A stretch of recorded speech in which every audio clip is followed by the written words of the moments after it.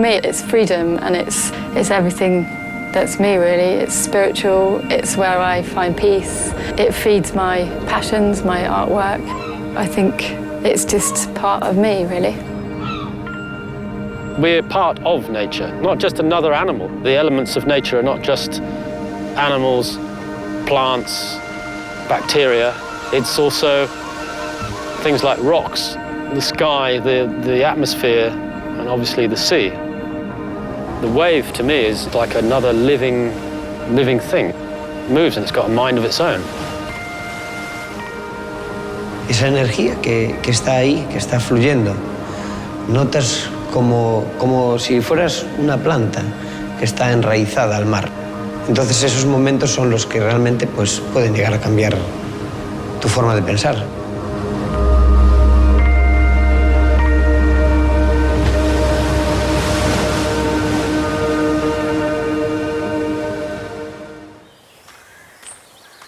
I've been surfing for 20 plus years, and I always remember a question my father-in-law put to me quite early on when we first met, and he was very much asking, when am I going to stop surfing?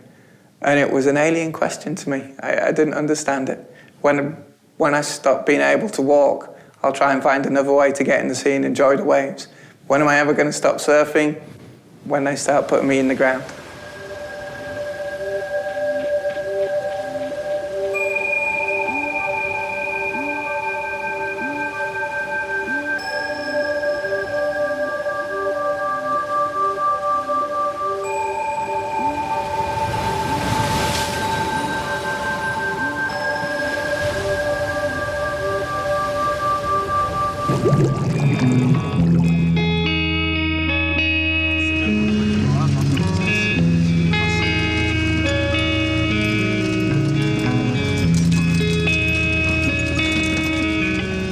Here it's a very small community. So let's say in middle of winter time, when you go surfing, you're just between you and your friends. So it's a lot of positive energy.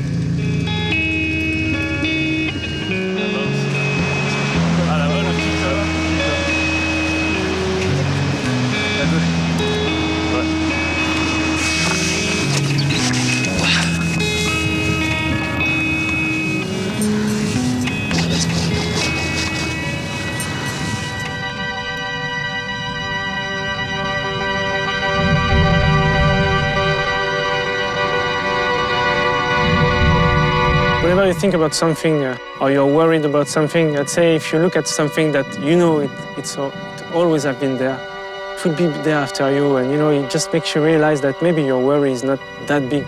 And you see this energy, like all this energy coming to you.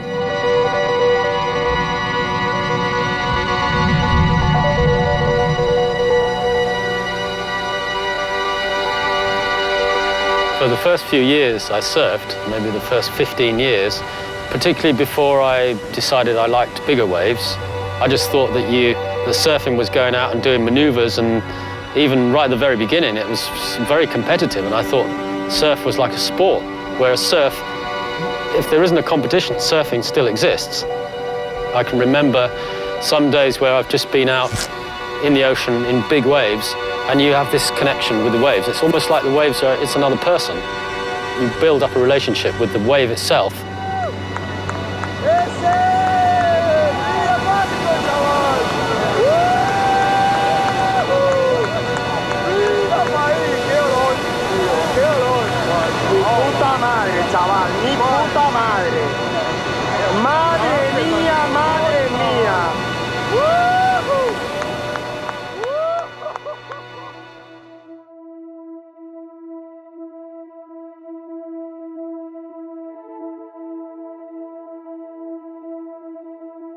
I'd already been here a lot. When I lived in England, we did some really good trips to Galicia, and it was a sort of unknown thing. We couldn't find any other surfers who'd surfed very much along the coast of Asturias and Galicia. And we used to see this wave, and we wondered how we could get down to surf it. And when I eventually found how to get down the cliff and get into the water from another angle, then I suddenly looked back, and then you just see this great big pile of rubbish.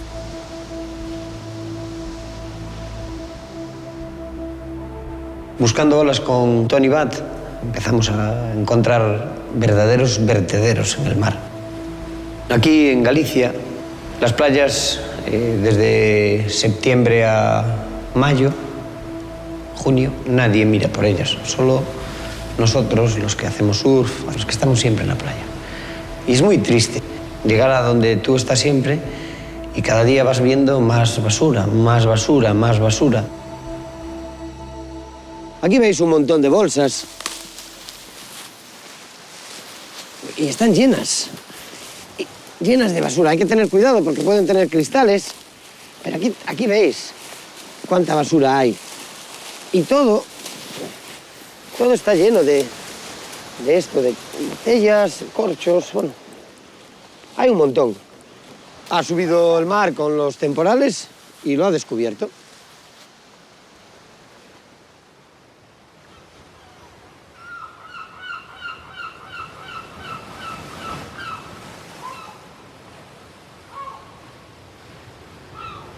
I'm from Cornwall. I grew up on the south coast. It's quite different, it's flat water, but I used to spend my time cycling to the north coast because I wanted to surf and learn to surf better. Obviously living on Perranporth, and particularly this winter, the rubbish on the beach has just been unbelievable. Basically, the sea sort of almost vomited back up what was on the ocean floor. The sand dunes got broken down, and all the grasses kind of intermingled with all the plastic. So the sand dunes almost became blue with this stuff. Loads of red, green, yellow plastic just from bits of broken boxes, masses of fishing nets. The storms really did project to the whole public here how much rubbish was in the sea. I was utterly shocked. I couldn't believe it. It was like a carpet being put onto the sand. And just rather than shells being broken up, it was plastic that was broken up, and it just made you didn't know where to start. It was just crazy. It seems like the more you read and the more you research on these problems, the worse the problem gets. So now I've just finished that big report on marine plastics. The problem to me now is a lot worse than it was before. Before I thought that somehow it degraded or somehow it just got absorbed back into the surface of the planet, but it doesn't. It just stays plastic. We've not really been mass producing plastic long enough to fully understand its rate of degradation. We know that in the environment, a large plastic item starts to become brittle as a consequence of exposures to the sun and to heat and mechanical action in the sea, and it starts to fragment into very small pieces, even microscopic pieces that we describe as microplastic. If I talk to polymer chemists, they tell me that all of the plastic that we've ever produced is still with us on the planet in a form that's too large to be biodegraded. Our first expedition was to sail from the Bahamas to Bermuda, then Bermuda across to the Azores. And this was to understand what was happening on the eastern side of the North Atlantic. And that was our first big expedition. From there, went around the world. Went to the South Atlantic, then the South Pacific, the Indian Ocean, and then we knew it was global. So with a very big data set and some of the best ocean modelers, we then made the first estimate of how much trash, how much plastic, all plastics, all sizes, and all oceans. And that number is 269,000 tons from 5.25 trillion pieces of plastic. We know at the moment that around about 700 species of marine organism encounter debris of some kind, and most of those reports relate to encounters with plastic debris. We know that those creatures will ingest that debris and some of them become entangled in it. We know for many of those instances that it can be harmful, even fatal. It makes me feel quite guilty because I can't do enough about it. And I feel that it's all wrong. The whole world is backwards. That's why I'm so worried about, the quality of water, because, if one day you're not able to, just enjoy those simple things, very, very simple things, I'd say you will lose something. And I'm not talking only about myself, but I'm talking about, people who are sensitive. You have sensitive people everywhere, and they love those places. Yeah, it can be a forest, it can be a mountain, you know, and you don't want to spoil that. Cuando tú estás contento, a gusto en algo, procuras que ese medio esté siempre bien. El mar me lo da a mí todo con las olas, con el viento. Yo tengo que devolvérselo, me siento obligado a devolvérselo. I think the connection to the sea, being a water user, surfing, ingesting, immersing, that's half the fun. And when you're ill firsthand, when you walk over a high tide line full of trash, it makes you angry. And I'm not the person who can turn a blind eye to that. So I can either get angry and frustrated, or I can get angry and I can get active.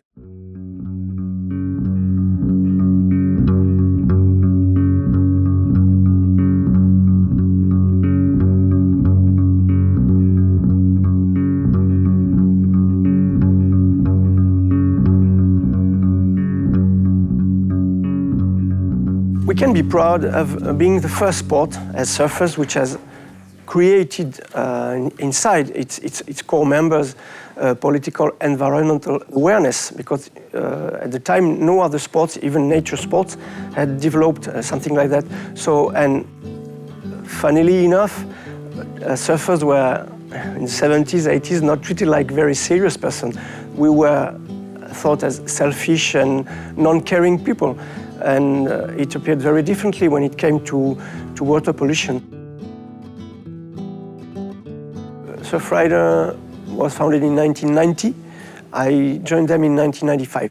And why it happened? Because we were surfing in the water, on the beaches, and all year long. Sure enough, beaches at the time were clean in spring, so tourists could come in summer, and everything was nice. Everything was not nice, everything was clean before they arrived.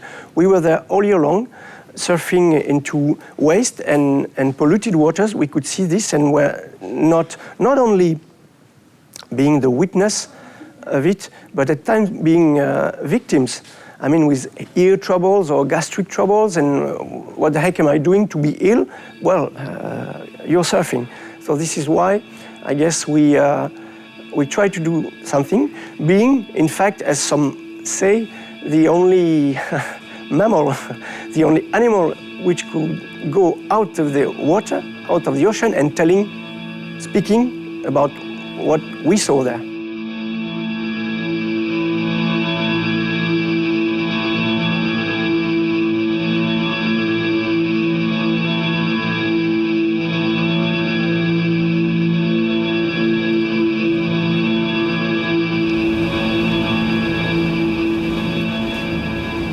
We surfed in La Salie, so the beach where the wharf, the big pipeline is settled.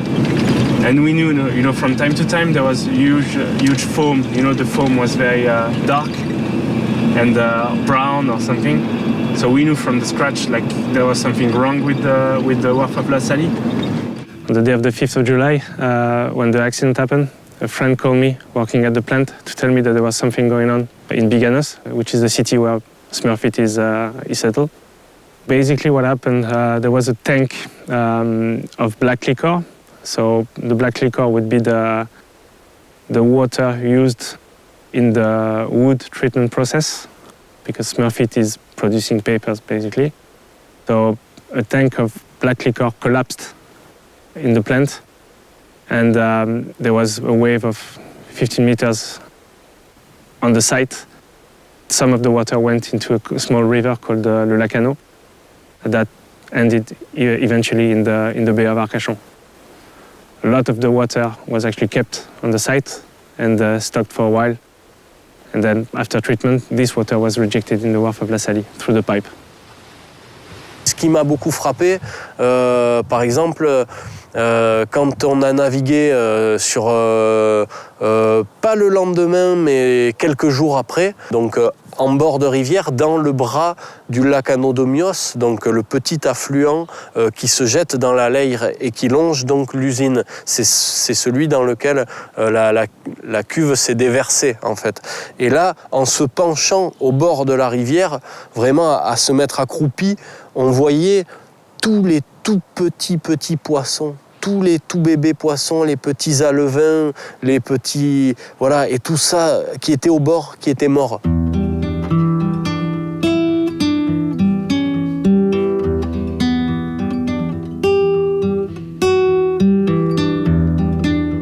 There was a poor timing, in fact. Huge rains were forecasted, so we couldn't keep the water, the black liquor, on the site a lot of time.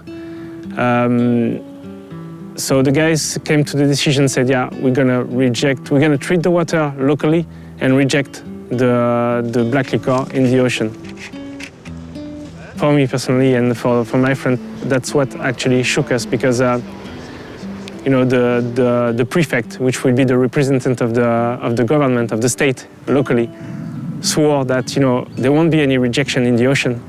It was on the day of the 14th of July, and it just happened, you know, when we were talking to the guys, saying that, don't worry, you know, chill out, everything will be fine. Everything was not fine, you know, they were starting to reject water, and it lasted for a month. So that's actually what drove us to contact Surfrider Foundation in the first place, you know, because we felt totally left alone, you know, in this case. Il nous a contactés à travers le programme Gardien de la côte pour, en fait, pour essayer de d'élucider cette pollution et de redonner une place en fait aux surfeurs dans cette pollution, parce que lorsque la pollution est arrivée, donc lorsque la cuve a explosé à Smurfit, le préfet avait décidé que les eaux souillées ne seraient pas relarguées via le wharf de la Salie, donc directement dans l'océan. C'était une promesse qu'il avait faite aux surfeurs, et notamment à Jean-Vincent. Et finalement, 3-4 jours plus tard, il est revenu sur sa décision, sans les informer, et a décidé de déverser la liqueur noire via le wharf de la Salie, ce qui a entraîné une impossibilité de surf, mais de surf récréatif ou aussi de cours par les écoles de surf pendant plus d'1 mois.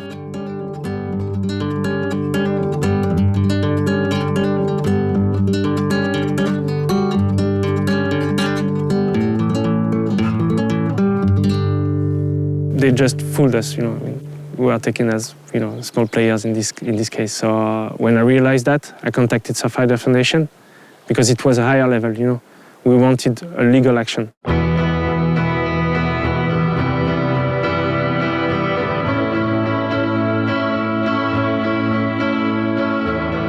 Surfrider Foundation, mercredi, a porté plainte contre Smurfit pour pollution, défaut d'équipement. Et dites-vous bien, que c'est grâce à vous qu'ils vont y arriver.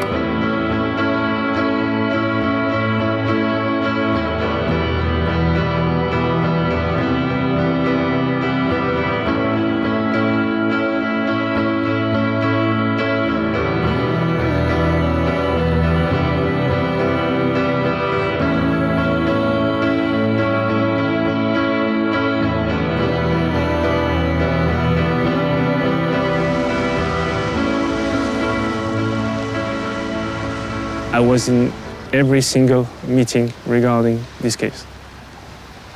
Smurfit and their lawyer, they provided all the paperwork saying that, you know, they were looking carefully at their equipment. Because they wanted to convince the judge that it was not their fault, the lawyer of Smurfit even mentioned that, you know, maybe it was a terrorist attack.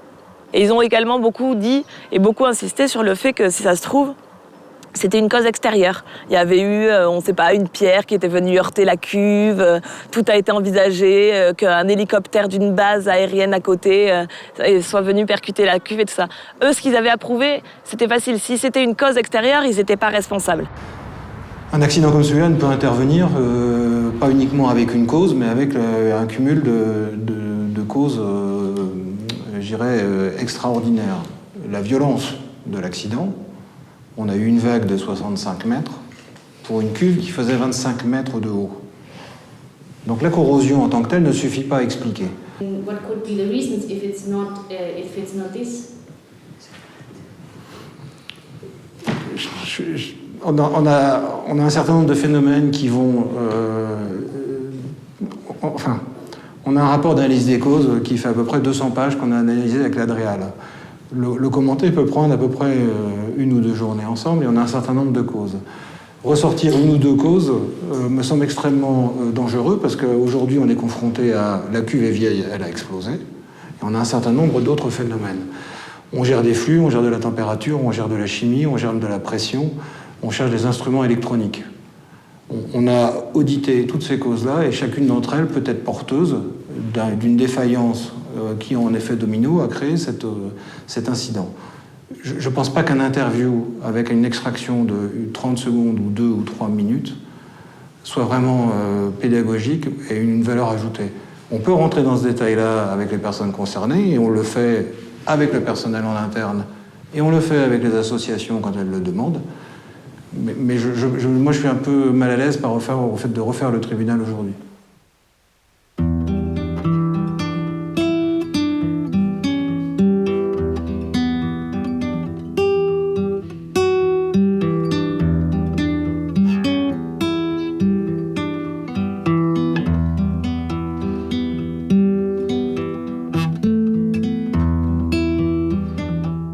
"25 years from now, I learned surfing here.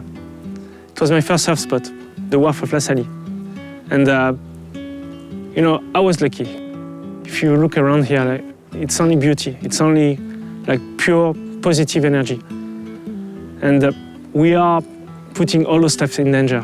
We accept everything. Somebody will say, look, there's a huge industrial accident, huge pollution, but we are not responsible with that.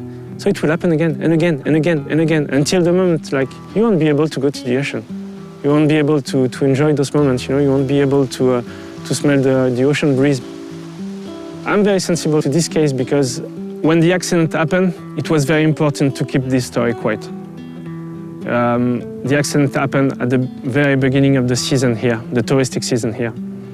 So saying that there's an industrial pollution in the Bay of Arcachon, it means your season is dead. So it was important to keep it quiet for the whole area.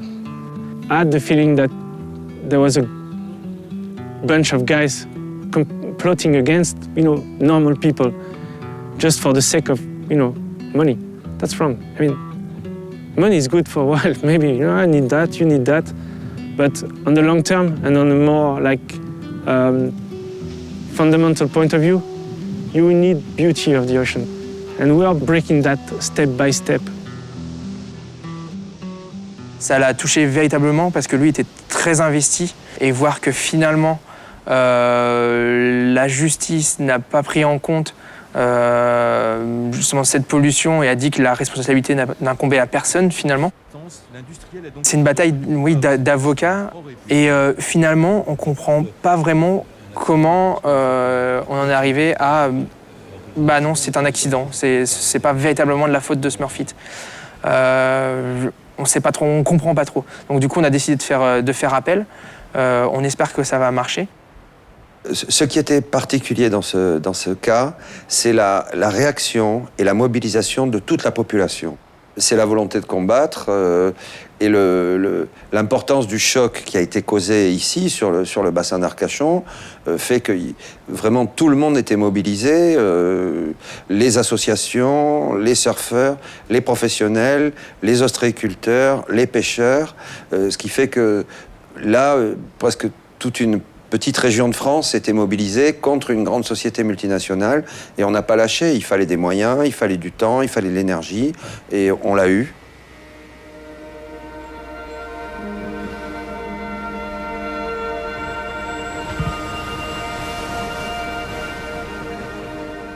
I was actually on holidays with my girlfriend in New York, so we have the time difference. I was expecting to get a call or an email from the guys from Surfrider. It was hard to get a connection, Wi-Fi, so we stopped by a coffee and I get the connection eventually. And it was just an email saying, we won. That's it, it's over. And my reaction was okay, I was a bit, not confused, but I was it was a real relief. So it was 3 years, 3 years, and eventually it was done. Somebody actually found that they were guilty. It was official. They were guilty. When the accident happened, we actually took the chance to reopen the wharf case. So after the accident, say, yeah, that's the chance, you know. We can talk about that, you know. And as a surfer, because we were surfing in these waters, we were like, yeah, maybe it's the right chance to see exactly in what we are surfing, you know. And we knew that by experience that there were pollution. When we first talked to those guys, say, no. We have the accident, there's a pollution, but on a normal day, there's no pollution. We were like, no. You will meet René Capot later on, and he will let you know all the issues that they had. He's one of the first guys who thought that it was not normal to have this kind of pipeline rejecting polluted water. Le bassin d'Arcachon que vous avez là, vous voyez là, le cap ferré se trouve ici. Le départ du collecteur part d'ici, ceinture tout le bassin d'Arcachon, en passant par Arès, Andernos, Lanton, Oudange, Biganos, La Teste, le Tèche, Gujan-Mestra, et ensuite ça vient se rejeter au wharf de la Salie, ici. On rejette tous les jours 70 000 mètres cubes de rejet. Tous les jours. Le wharf a déjà rejeté plus d'1 milliard de mètres cubes depuis qu'il a été construit. Quand le wharf a été créé, quand il a été construit, c'était pour rejeter tous les effluents urbains et les effluents industriels de la papeterie de facture quelque part, parce qu'ils jetaient ça dans le bassin avant. Et dans le bassin, c'était pas possible, puisqu'il y avait les parcs à 8, donc ça pouvait pas tenir. Et donc ils ont créé le WAF en 1974, ils l'ont construit, et ils ont tout rejeté là. Mais c'était des effluents qui n'étaient pas très bien traités, et donc ça polluait également la plage là-dessus. Et c'est là où on a commencé à réagir. En septembre 2000, on a eu un contact avec Surfrider, et donc avec Surfrider, on a organisé la manifestation de septembre 2000. Donc il y avait Surfrider, il y avait aussi la mairie de Biscarrosse, Biscarsurf, il y avait toutes les associations. On avait été reçus par le président du CIBA. C'est grâce à lui si en 2008, il y a eu 2 nouvelles stations d'épuration modernes. Le problème, c'est que même en 2008, même modernes ne traitent pas les micropolluants, les résidus médicamenteux, ni les métaux lourds, ni les détergents, ni les contaminants.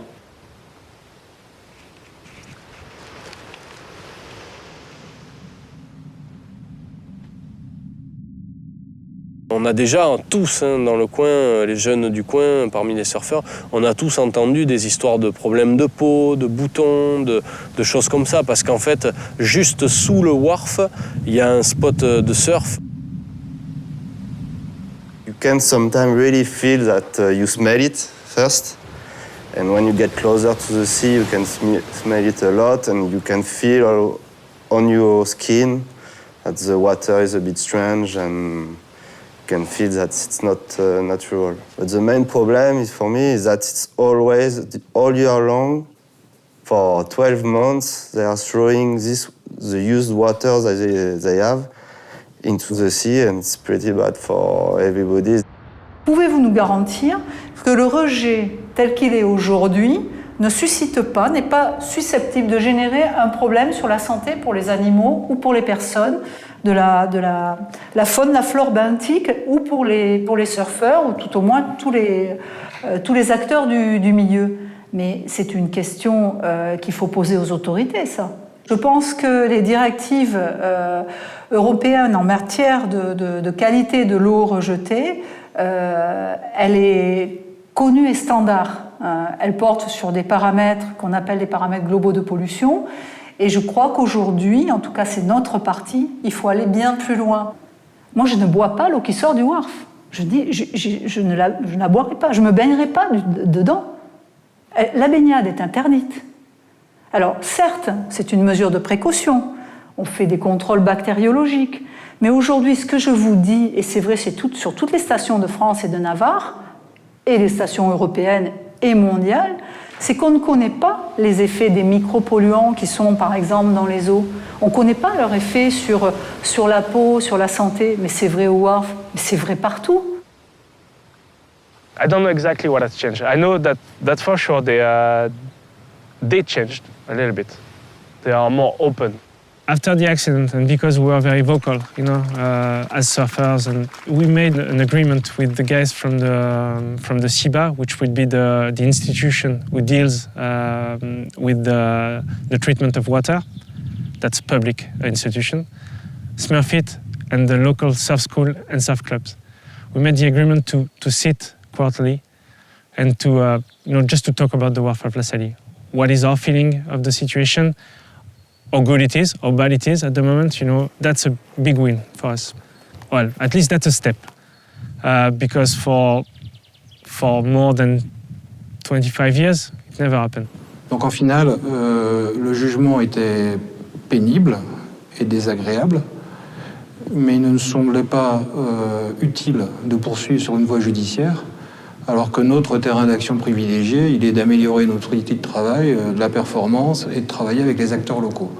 C'est-à-dire que de façon beaucoup plus proactive, on gère l'environnement. Et ça, c'est un des enjeux une des choses que l'on a appris au moment du RC15. Sur des périodes un peu critiques, on va augmenter les fréquences de contrôle, de mesure, et on va réagir.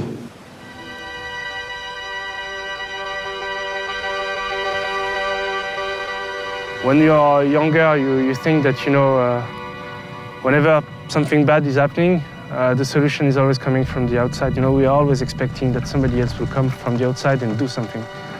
And when the accident happened, that's exactly what I expected. When I first contacted Surfrider Foundation, I expected them to come, to bring the solution. And they said, no, we don't have the solution. You have the solution. And that's exactly what happened. When you really want something, you can get it. If you're right, and if you think you're right, with a little help, you can do it. So you're right, yeah.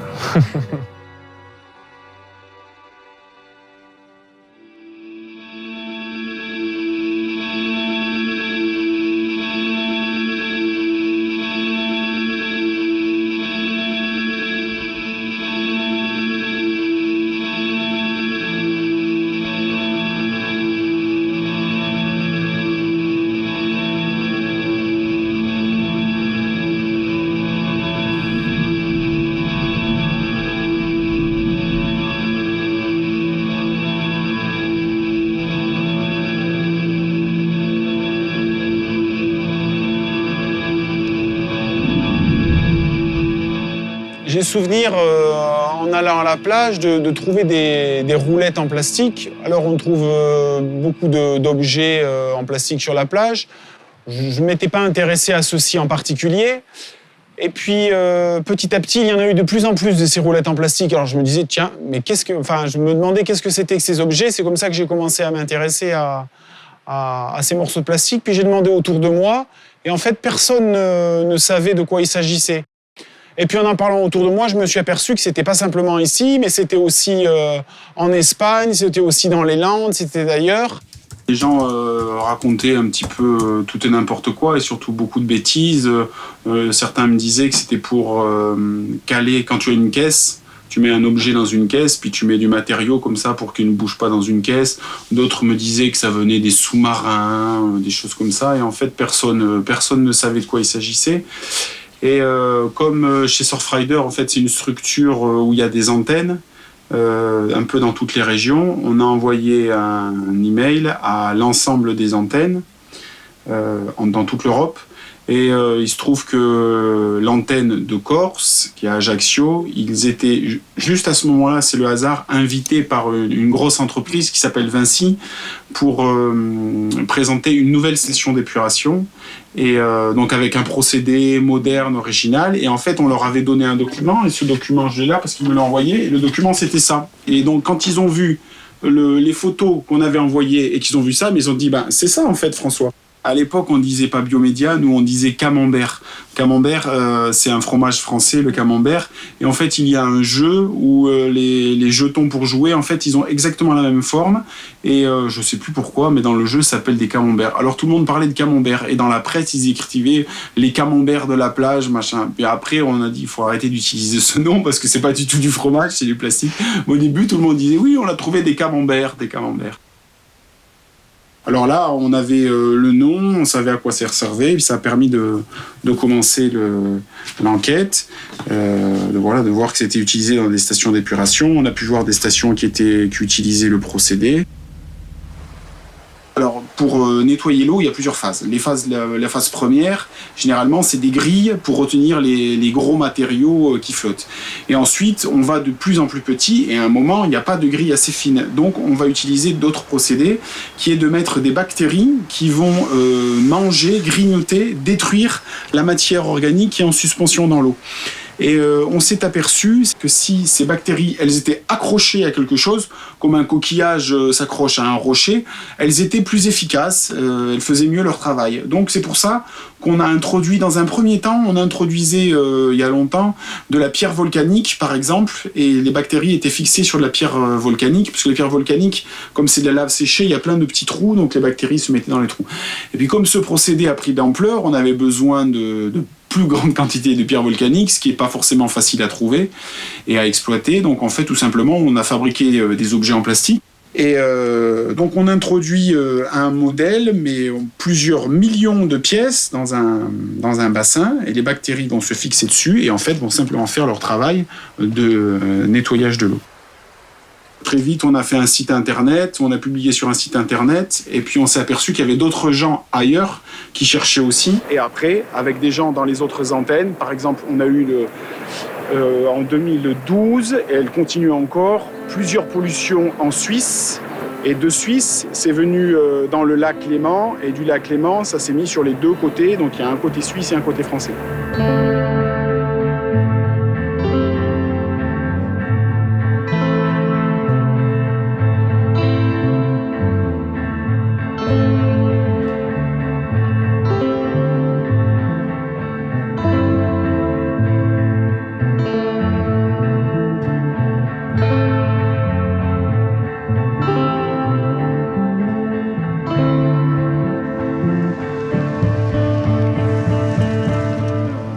Je travaille au service de la protection de l'environnement du canton du Valais et je suis chargé de m'assurer que les stations d'épuration respectent les exigences fédérales en la matière. J'ai été informé par l'exploitant qu'il y avait eu une perte de biomédia, donc je lui ai demandé de savoir pourquoi, d'où c'était venu. Et puis ce n'est que bien des mois après qu'on a compris comment ça s'est passé et surtout la quantité qui avait été perdue. Et on a évalué à quelques mètres cubes, peut-être 5 mètres cubes ou quelque chose comme ça.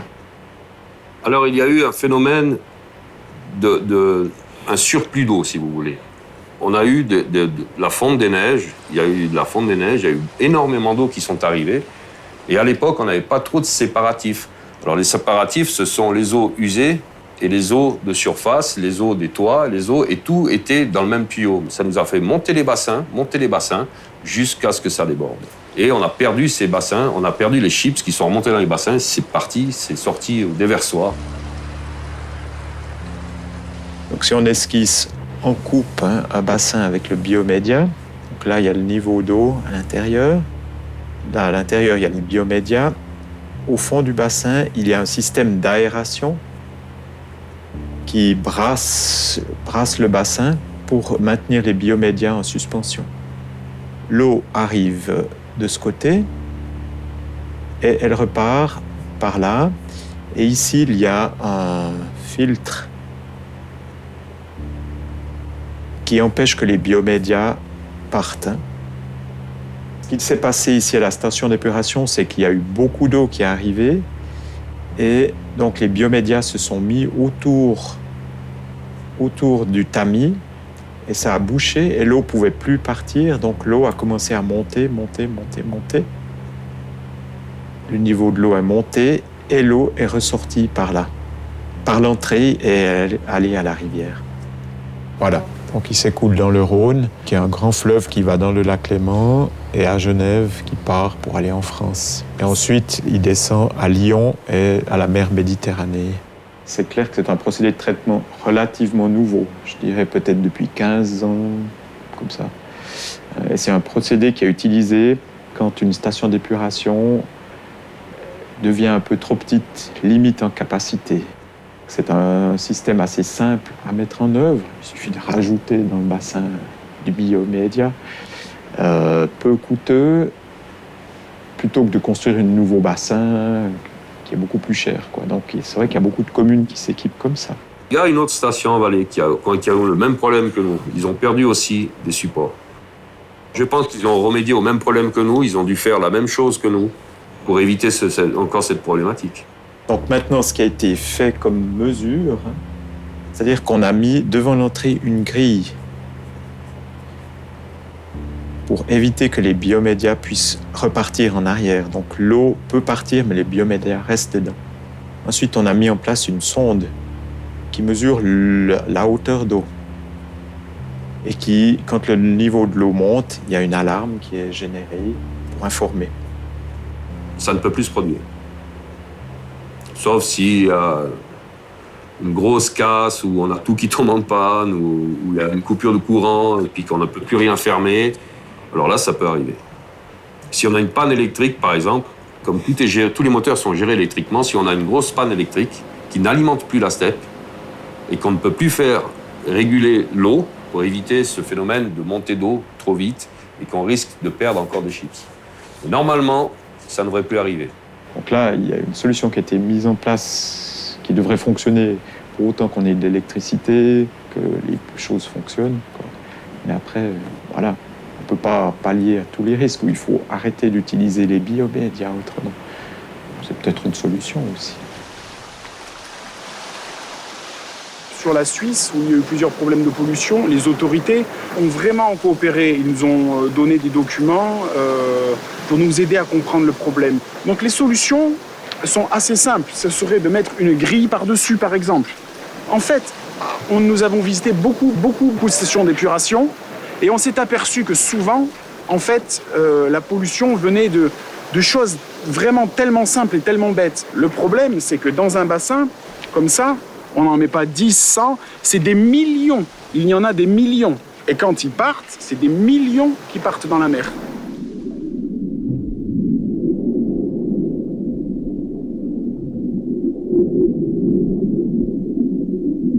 Il y a deux choses. Un, on trouve beaucoup de modèles différents maintenant, première chose. Et la deuxième chose, c'est l'origine. Avant, on en avait très peu en Méditerranée, et maintenant, on en trouve beaucoup en Méditerranée. Dans la région de Marseille, en France, on en reçoit tout le temps des témoignages. Voilà, c'est San Remo en Italie. On a également des témoignages récents sur le sud de l'Angleterre et aussi une pollution qui date, me semble-t-il, du mois d'octobre au Danemark.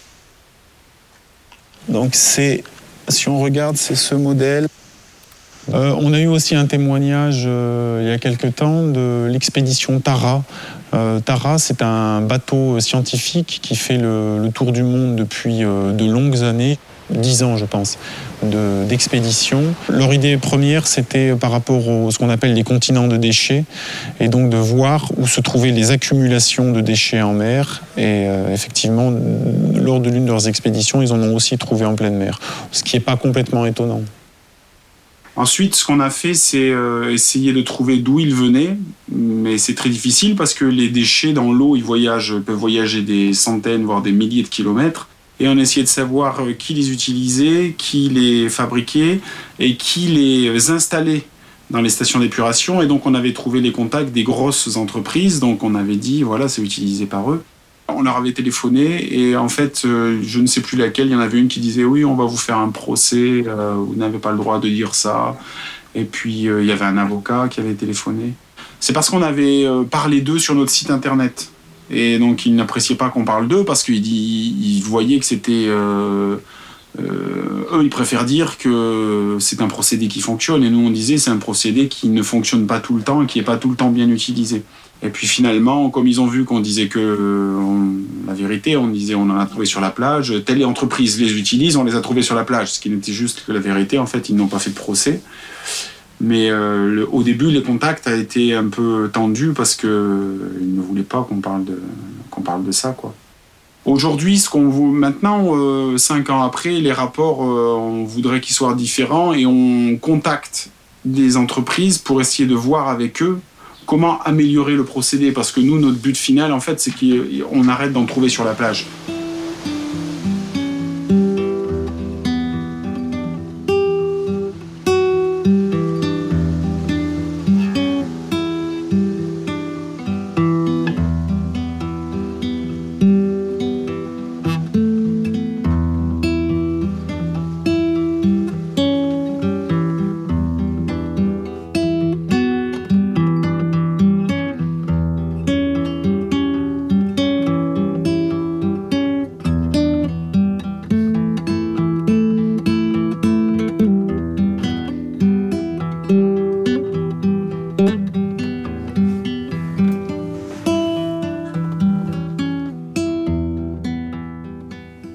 Ça, c'est des choses qu'on a ramassées sur la plage et qui sont liées au problème des eaux usées, comme j'ai expliqué, soit les applicateurs de tampons, les bateaux de coton-tige, ou ça, c'est rapport avec un rasoir, par exemple, c'est le cache pour mettre la lame.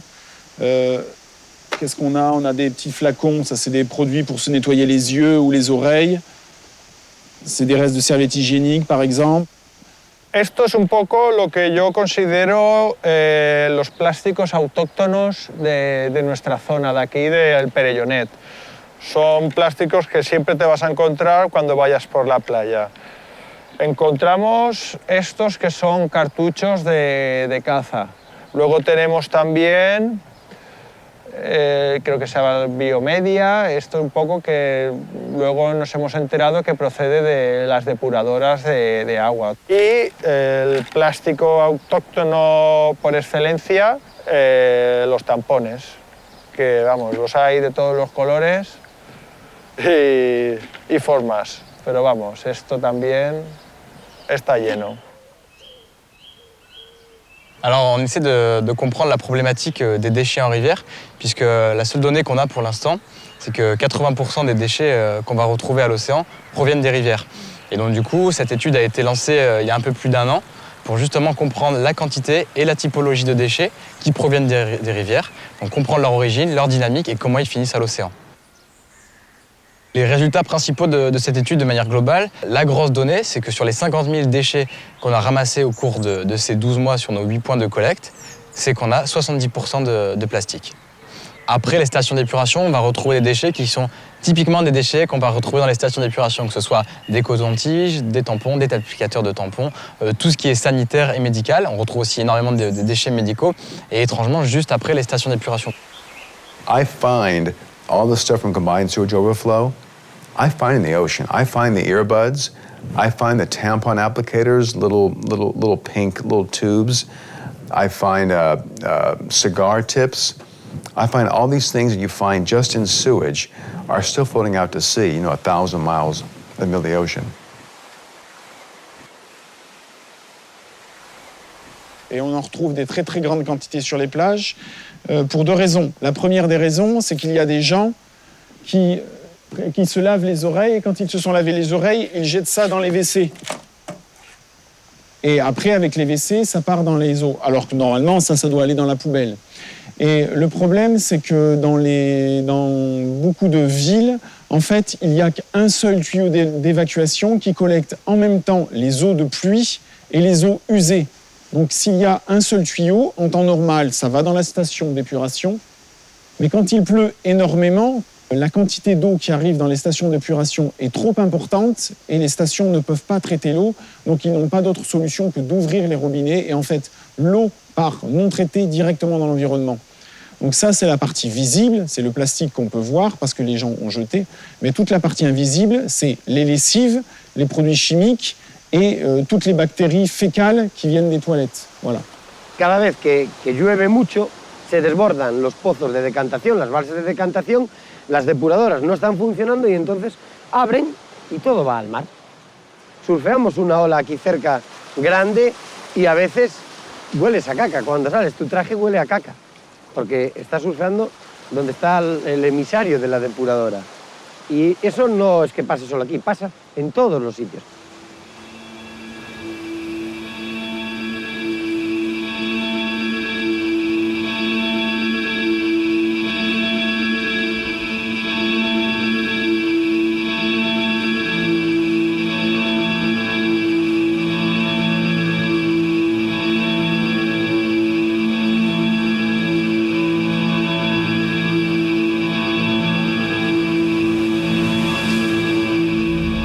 Surfers Against Sewage was set up in 1990 in this village in St Agnes by a group of surfers who were repeatedly going surfing and becoming sick.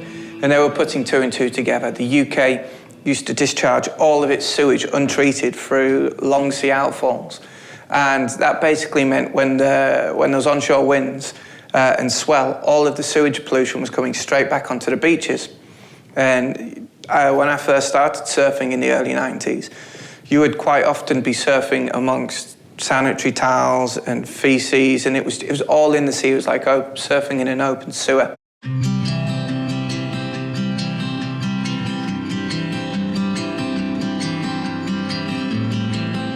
When I was a kid, we used to come down to Cornwall every holiday. We used to spend many weeks down here, and my dad taught me surfing way back in the early 70s. He was really passionate about water, loved everything about it. He was a terrible surfer though. And, but he used to lend me his board and used to go out into the water from about the age of sort of 4 or 5 years old. And yeah, I've been totally hooked on it since then. There was always this thing about me getting sick. I was always sick in summer holidays in Cornwall, and it became a bit of a joke, really. You'd always have to end up going to the doctors, getting antibiotics, these kind of things, always with ear infections, upper respiratory tract infections, and really bad conjunctivitis. And we hadn't made, I mean, it was only literally probably 15 years ago that I was talking it through with my parents, and they suddenly realised, well, wait a second, you were the one that was in the water the whole time. You were bathing with, I was bathing in the sort of harbour wall area where the effluent was coming out. And I was just, ingesting raw sewage at that time. Without doubt, that's what was happening.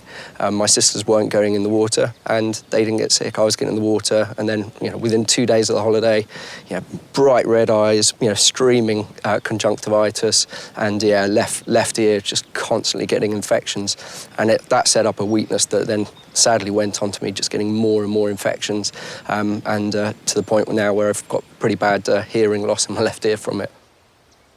In the early 90s, when SAS was born, it was born as a single-issue pressure group. So it was a group of surfers who were campaigning against untreated sewage going into the sea. And it was a big problem then because it was continuous discharges of sewage all around the UK. And SAS has been really effective in bringing that continuous discharge to an end. So with the help of the Urban Wastewater Treatment Directive, we've seen billions of pounds spent on UK sewerage infrastructure to stop untreated sewage going into the sea day in, day out. So that's a major step forward. Now, the trouble now is that instead of discharging sewage 1.8 kilometres out to sea, you have these things called sewer overflows. A combined sewer overflow can discharge untreated sewage during periods of rain or periods of malfunction straight out onto the beach or into the river very, very close to the beach. This is a combined sewer overflow. So you've got these 4 grills. When the sewage infrastructure is under pressure, this acts as an emergency exit.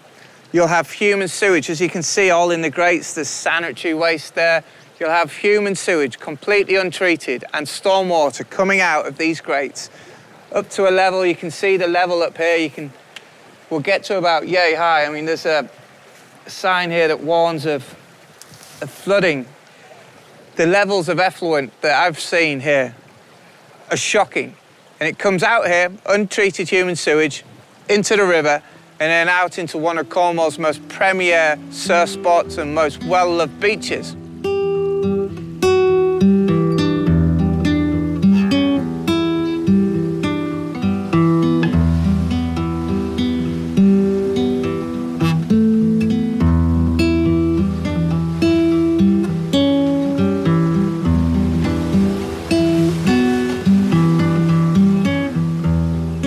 We've had a few cases through this year, especially where, the overflow is overflowed because of excess amount of rain. People are noticeably getting ear infections. Me for one, I do notice if I surf here, and there has been severe rainfall, I've been feeling a bit ill, yeah. I started surfing, I guess, when I was about 15, 16. It definitely affects me. I often feel unwell or get colds, I think, sometimes after I've been in the sea. But particularly here, we have the river that comes into the ocean, and whenever there's heavy rainfall, you see the discoloration of the river water, sort of really muddy brown. When I'm in the water, you can sometimes smell the washing powders or that slight sort of sewagey smell.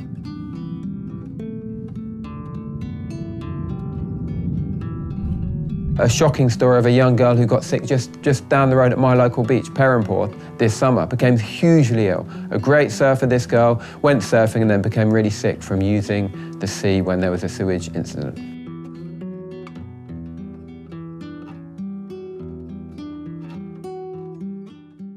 We're working with the European Centre for the Environment and Human Health on health surveys of people getting sick. We had over 2,500 surfers feed back on that about how they become sick in the water. So it will show the link between people using the sea and becoming ill. We're working with the same organisation on a cutting-edge survey on antibiotic resistance in surfers and other water users.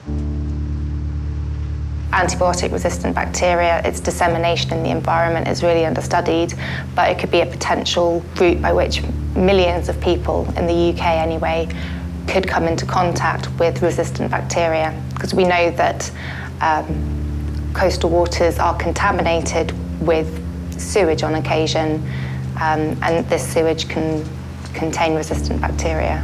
It means that it's more difficult to treat with antibiotics. So what we did is we collected seawater samples, tested them for the presence of one particular type of bacterium called E. coli, and tested them for resistance to one group of antibiotics. And we found that even though they're present in small numbers, that antibiotic-resistant bacteria are present in coastal bathing waters, and that people who enjoy recreational activities in the sea do swallow these bacteria. We don't really know what happens once someone swallows a resistant bacteria. We don't know whether it survives in the body or whether it goes on to develop to cause a subsequent infection. We don't know. That is something that we're investigating because it has the potential. I personally wouldn't go bathing after a rainfall event. You could go to a beach that is classified as good water quality, but you still get ill. I think there could be some reasons for that. Firstly, especially in the UK, water quality is monitored from the 15th of May to the end of September.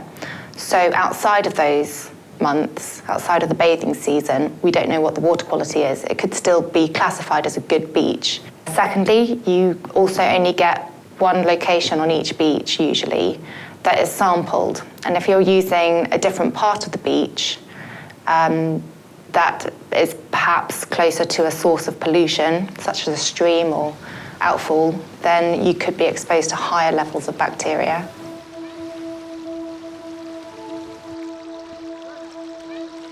What's happening at Guéthary, and it's also happening at many other beaches around the country, is the regulator is deciding to take a water quality sample from some way down the beach, far away from where the source of pollution is entering the sea. Now, just like many beaches around the country, at Guéthary, there will be children. There will be thousands of people who will use the sea right in front of the river at Guéthary, which is where the sewer overflow discharges. So those people are being told the water quality is excellent because the Environment Agency will take a sample many hundreds of metres away from where they're using the sea. The Environment Agency is tasked with taking a lot of samples to measure the cleanliness of the water around the coastline of England, and others do it in Wales and Scotland. But we take 20 samples a year between May and the end of September.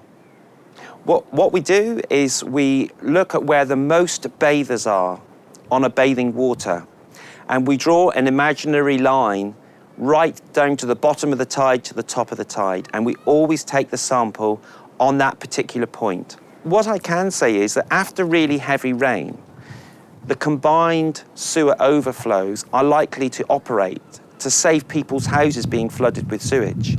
And that sewage will end up going down the Red River and out into Guéthary, out onto Guéthary Beach. It will happen. And it will flow with the tide, depending on where the tide is, back out to sea and across the front of the beach. We do know that, and that's true. But where most of the people bathe, it will be classed as excellent when you look at all of the data that we've got. The UK is given a choice, as every member state is. You can take the water quality sample from where the worst source of pollution is or where the major source of bathers are. So by the Environment Agency deciding to ignore that source of pollution, knowing full well that over the course of a bathing season, many thousands of people will use that body of water right in front of the river, then they are not supporting that community. And together with the community, we held a demonstration on a beautiful sunny day to tell the water companies to stop using their beach as a dumping ground for sewage. If somebody phones our emergency hotline, which is open 365 days a year, 24 hours a day, it's free phone, and they say that something is happening, there's that pollution at one of the bathing waters, we treat that as high priority, and we will investigate that. We will come out and have a look if it's really bad, and we will take extra samples. At places like Guéthary, it is rare that we get reports. If they do it, it's great news. It's something that I have not been told before. And I have a very close relationship with Bruce and the rest of the Environment Agency team, and I've been asking for them to take samples in front of the mouth of the river for a long time. And they keep coming back to me and saying, we can't, the directive won't let us do that, which is rubbish. The directive will let them do that. They choose not to do it. I've met in the Environment Agency. I've liked as people, and I understand they're there because they want to protect the environment. So they're good people in a good organisation. What I feel, and this is just my opinion, so it might be completely wrong, but when the water quality results get released at the beginning of November, the Environment Agency are hauled before the press to say, why aren't these beaches passing? Where it should be the polluters that are getting held to account. It should be water companies, it should be farmers, it should be industry that are getting put before a camera to say, this beach has failed again. Why? Why haven't you done what you should have been doing about this?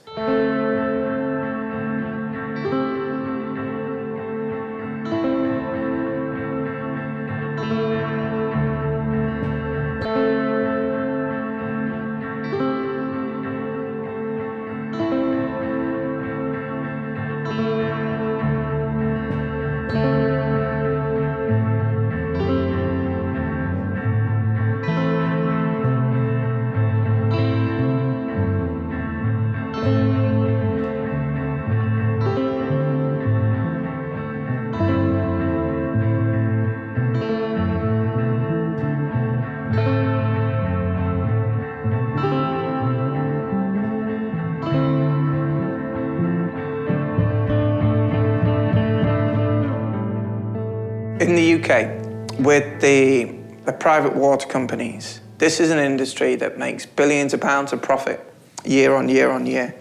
Now that profit needs to be taken back from the shareholders, and it needs to be invested in protecting the environment, because that's what these water companies should do.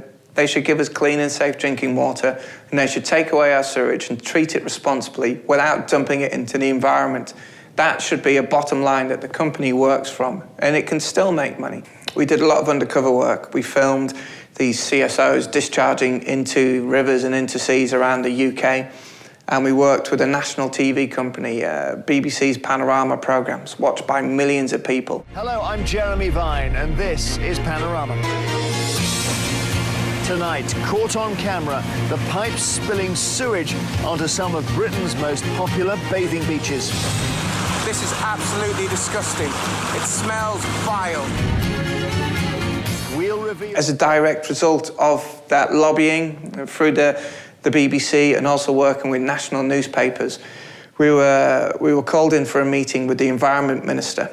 And there was Surfers Against Sewage and all the other stakeholders in the water industry with the Environment Minister. And he set down the challenge. He said it's not good enough. He doesn't want to see sewers overflowing on national TV. So what can we do to stop it? And the first voice he came to in that meeting was Surfers Against Sewage for a solution. And that gave us the opportunity to say, whilst we're not able to reduce the sewer overflows right now without investment, without making sure the water companies up their game and make sure that there's more efficiency in their sewage system, what we want is information. So tell us when a sewer is overflowing, and we'll tell the public, and then they can make that informed decision. And we've been informed of over 3,000 sewer overflow incidents that can cause serious impact on your health in the last few years, and we've passed that on to thousands and thousands of people. You can sign up to an app which is text alert for sewage in the water, and what will happen is you can access it. It will text you, and it'll say don't surf on this beach. It's not safe. I generally do get a warning. That's if South West Water alert Surfers Against Sewage, which they've been known not to do. So yes, there is a warning system, but sometimes it does come out a little bit late. You know, in main season, you've got papers already in the water. We've had a few periods this year where there's been no call. Yeah, there's been no alert. We try and predict before it happens when water quality is likely to be poor with rainfall. But sometimes these overflows will operate without us knowing.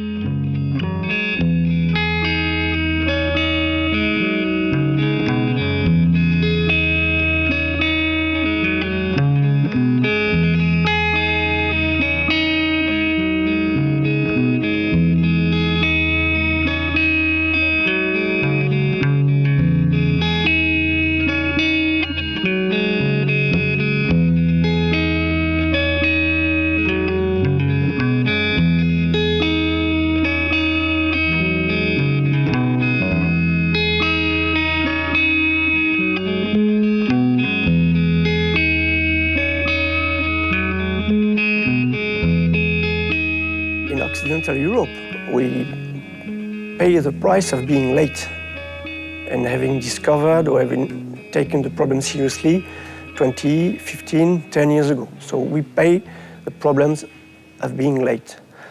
Some countries in Northern Europe had, like Norway, had very good water quality because it's politically being involved like decades ago. One of the biggest improvements we've seen is awareness from everybody, from the citizen to people who lead us in Brussels, in European Parliament. For instance, like 20 years ago, if we had trouble with water treatment, with sewage waters, people would say, well, there's no problem, and ask us to believe this. Then we said, no, it's not okay. And nowadays, it's the opposite. It's now an argument which is now from our politicians, look at what we've spent to improve water quality. And this is a long-term improvement.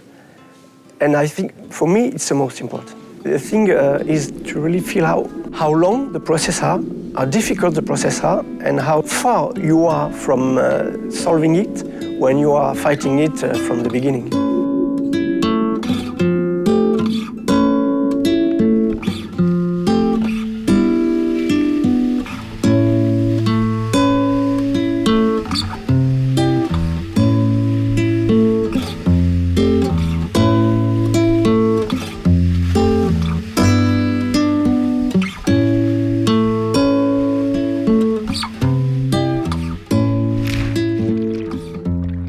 Ça fait 5 ou 6 années que j'ai commencé à m'intéresser à ce problème environ. Au début, personne ne s'intéressait au problème des biomédias, donc il y a eu toute une phase de comprendre ce que c'était, comprendre comment c'était utilisé, pourquoi c'était utilisé, et puis d'essayer de contacter le gouvernement français ou des organismes à l'échelle nationale ou des entreprises pour leur faire prendre conscience de ce type de pollution. Mais donc ça a été toute une phase. Et après, la phase suivante, ça serait d'arriver à les faire changer. Mais c'est très difficile de se retrouver un simple citoyen face à des industries qui travaillent à l'échelle mondiale. C'était bien de venir sur un point précis, parce qu'on peut dire, oui, il y a énormément de pollution partout. C'était bien de prendre un détail pour essayer de comprendre la filière, l'origine, et de s'apercevoir en fait que cette pollution-là correspond finalement à notre manière de fonctionner dans la société en général. Donc il fallait peut-être s'intéresser à un détail pour comprendre pourquoi il y avait de la pollution en général, et de voir que ça correspond à un schéma de société. Pour faire simple, avant, dans certaines stations d'épuration, on utilisait de la pierre volcanique, et puis comme c'était cher, difficile à trouver, on a remplacé cette pierre volcanique par des morceaux de plastique. Bon, de comprendre tout ce schéma, de se dire que la pollution est liée à une orientation marchande, voilà, il fallait sans doute en passer par là. De toute façon, moi, j'abandonne pas ce combat, mais finalement, aujourd'hui, j'ai envie de réfléchir à des choses plus larges, en plus de celui-là. C'est-à-dire qu'on est au courant aujourd'hui de communautés, ou en France, ou dans le monde, qui changent de comportement, qui changent de mode de vie. Par exemple, concrètement, par rapport aux biomédias, les biomédias, ils sont utilisés en station d'épuration. si on a moins d'eau à traiter parce qu'on salit moins d'eau, on utilisera moins de biomédias. C'est ça que je veux dire, c'est que plutôt peut-être que de combattre contre les biomédias qui se retrouvent sur la plage, c'est avoir des comportements plus respectueux pour qu'on ait moins d'eau à traiter et donc moins d'utilisation de biomédias.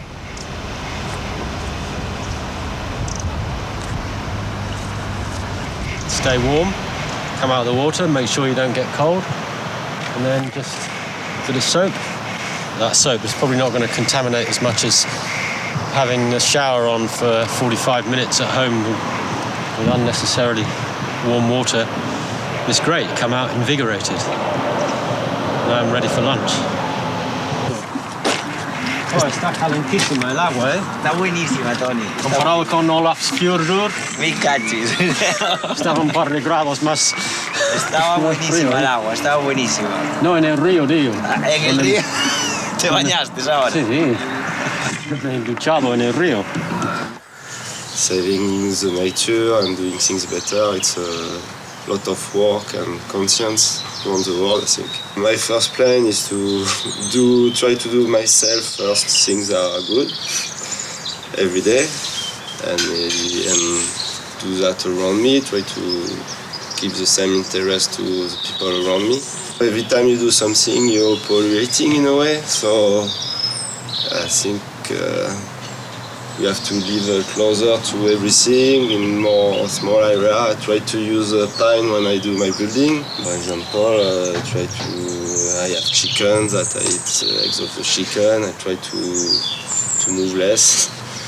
Try to do things with others. I think it's less polluting when you're in a group. Like to move and to ride.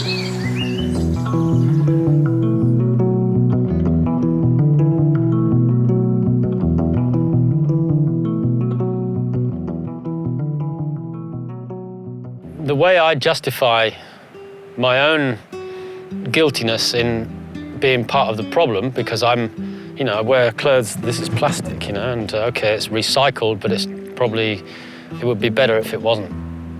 If it didn't exist in the first place, it's the best that we can do, but, it's still not, I'm not perfect. I travel, I've got a car, I burn hydrocarbons, and I'm using up resources quicker than they're being renewed. So my justification for that is that I can be happy with less resources than most people, and I haven't got this addiction to buying new stuff all the time and throwing it away, which is a big problem. I like to keep things. I don't drink water out of those plastic bottles because I just have a metal bottle and I just refill it every time from the tap. I think I've had it for about 6 years and it's still perfect, Hopefully I'll keep it for the rest of my life. And then I might be able to give it to somebody else. I mean, it's important to recognise that there's no single solution to this problem. And it is about things that are familiar to us. It's about reducing, reusing and recycling. Now, if it's a drink of water, fresh water, bottled water, in most parts of the developed world, we have very good drinking water coming out of the tap. So absolutely, it's a case of having a refillable bottle that we can fill from the tap every time. Of course, we could start to try and clean up the mess in the oceans, but my view on that is that we're putting litter into the oceans far faster than we can ever take it out. And really, the thing we need to do is to stop it going in the first place. La idea inicialmente es muy simple, ¿no? Vas a la playa, coges 3 trozos de basura, sacas una foto y la subes a las redes sociales, ¿no? Vamos por el buen camino, es lento, es muy, muy lento, pero creo que vamos por el buen camino. Está claro que el camino no es limpiar una playa, porque hoy limpiamos la playa y mañana va a tener el doble de basura. Pero es la forma de concienciar a la gente de que vean que existe un gravísimo problema y la solución está en casa. Nosotros limpiamos una vez al año una ría, hacemos periódicamente limpiezas con Coge 3 y otros grupos. Y lo limpias un día y está limpio. Y vuelves al día siguiente y vuelve a venir esa misma porquería. Entonces, duele, sí que es una cosa que duele. Y no sé, supongo que será culpa de la mala educación del ser humano. No os digo que sea yo el tío más correcto del mundo, pero no sé, mis padres de pequeños me enseñaban a no tires el papel, guárdalo en el bolsillo y cuando ves una papelera lo tiras, ¿no? Y bueno, entonces ojalá que todo el mundo acabe haciendo eso algún día. Lo que me pasó fue a raíz de montar el club y la escuela y al trabajar con niños principalmente, pues que vi que era una obligación transmitírselo a los más pequeños, pensando de que si conseguíamos que los más pequeños fuesen creciendo con la idea de no ir ensuciando y de darse cuenta que tenemos este problema, pues cuando ya pase un tiempo, ellos hayan crecido, lo van a transmitir a sus hijos y pensando que en un futuro todo va a ser mejor. Fundamentalmente transmitiéndoselo a los niños, que creo que, vamos, es el futuro. Yo cada vez que voy a un colegio, el año pasado fui a 55 colegios y muchas veces hablan padres conmigo y dicen, jolín, tu mensaje llega a los niños.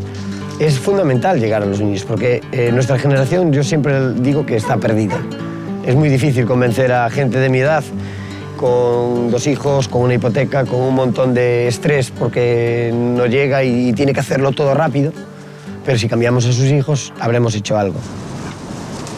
Las botellas, el poliespan, los cabos y, bueno, trozos de plástico que ya casi ni tienen nombre.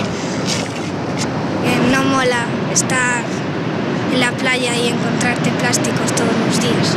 La gente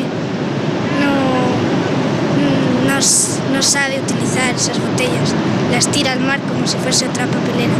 En el cole, que muchas veces le digo a los niños que no tiren, aunque ya no sea al mar, que no tiren el envoltorio a lo mejor de las galletas que traen para almorzar y todo eso, porque hacen así y lo tiran al suelo, como si nada. Muchas veces los tengo que ir a recoger porque no se dan cuenta de lo que pasa cuando lo tiran. Está mal porque no es así, la naturaleza no es así, la estamos convirtiendo en una cosa que no es y un día vamos a acabar con ella, como sigamos así. Let's go up near the river. Rabbit!